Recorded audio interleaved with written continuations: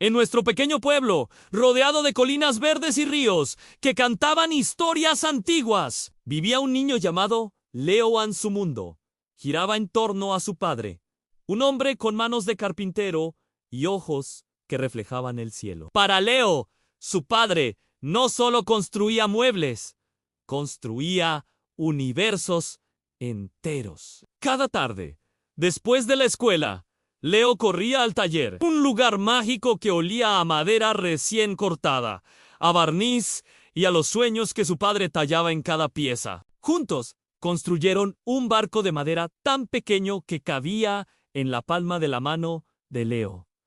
Este barco, hijo, le dijo su padre con una sonrisa, puede navegar por cualquier mar, incluso por los mares de estrellas. Leo lo guardaba junto a su cama, y por las noches soñaba que él y su padre navegaban juntos hacia galaxias lejanas. Un día, una carta llegó desde una ciudad lejana, una ciudad de edificios tan altos que decían, rascaban las nubes. La carta hablaba de una oportunidad única, de construir algo grande, algo que cambiaría sus vidas para siempre. Leo vio la emoción en los ojos de su padre, pero también una sombra de tristeza. «Tengo que ir, campeón», le dijo, arrodillándose para estar a su altura. «Es por nosotros, para construirte un futuro tan grande como esas torres». La mañana de la partida, el sol aún no se había despertado. Su padre le entregó una pequeña caja de madera que él mismo había hecho.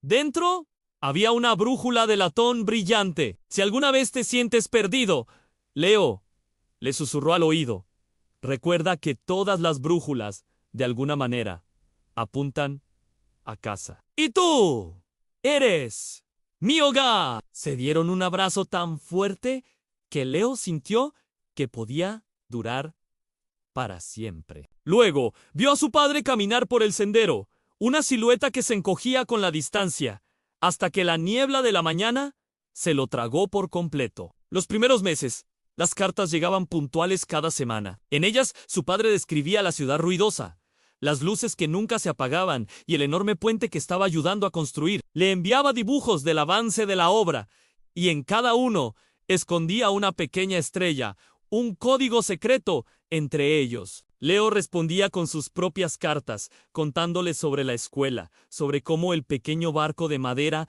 ya había navegado por todos los charcos del jardín. Pero con el tiempo, las cartas comenzaron a espaciarse. Pasó de una por semana a una por mes. Luego, las estaciones cambiaron y las cartas dejaron de llegar. El buzón, que antes era una caja de tesoros, se convirtió en un recordatorio silencioso. La madre de Leo le decía que su padre estaba muy ocupado, que construir puentes era un trabajo muy importante y que seguro escribía cuando podía, pero en sus ojos Leo veía la misma sombra que vio en los de su padre antes de irse. A los años pasaron. Leo creció y el dolor agudo de la ausencia se transformó en una melancolía suave, como una vieja canción que a veces sonaba en su memoria. El taller de carpintería permanecía cerrado, cubierto de polvo, un santuario de recuerdos. A veces, Leo entraba y pasaba sus dedos por las herramientas frías, imaginando las manos de su padre. Sacaba la brújula de latón. La aguja siempre temblaba, buscando un norte que para Leo se había vuelto incierto. Cuando Leo se convirtió en un joven, decidió que no podía seguir esperando. Empacó una pequeña maleta, guardó el barquito de madera y la brújula de latón, y compró un boleto de tren a la gran ciudad.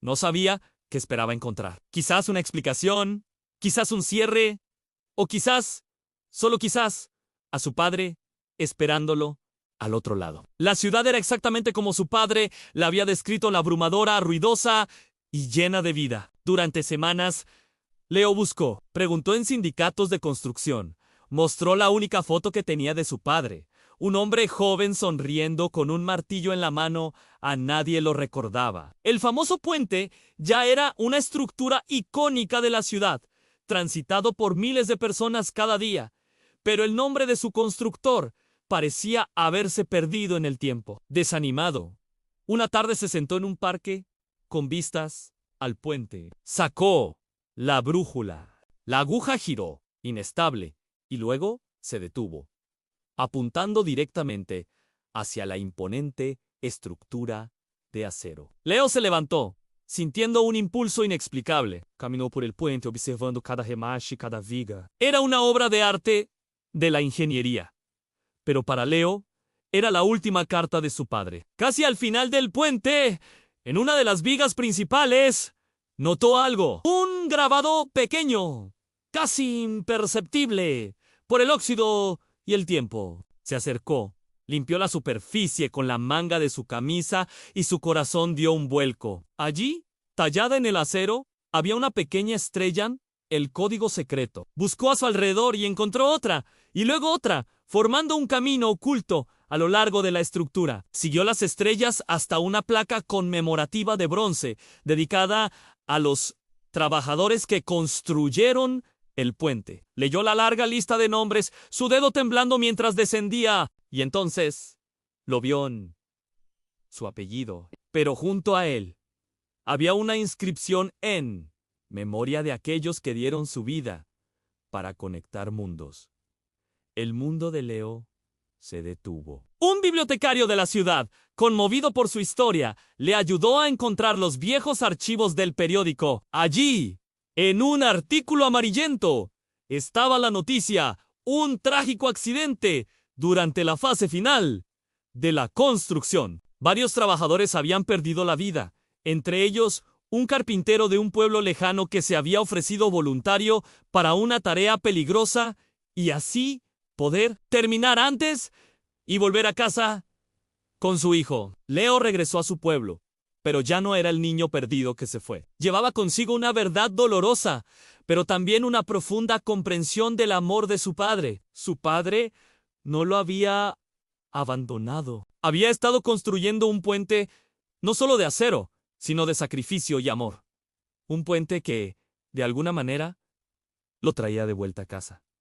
Abrió el viejo taller de carpintería. El olor a madera y a sueños seguía allí, esperándolo. Recogió las herramientas de su padre y por primera vez no sintió el peso de la ausencia, sino la fuerza de su legado. Comenzó a trabajar la madera, sintiendo las manos de su padre guiando las suyas. Leo se convirtió en el carpintero del pueblo y su taller volvió a llenarse de vida. No construía grandes puentes, pero creaba sillas donde las familias se reunían, cunas donde comenzaban nuevas vidas y pequeñas cajas de madera para guardar tesoros. Y en cada pieza que hacía, sin falta, tallaba una pequeña estrella escondida. Su padre nunca regresó físicamente, pero Leo lo encontró en todas partes, en el brillo de una brújula, en la solidez de un puente, en el aroma del aserrín y sobre todo, en el amor que ponía en su propio trabajo. Descubrió que el verdadero hogar no es un lugar al que vuelves, sino algo que construyes dentro de ti con los pedazos de amor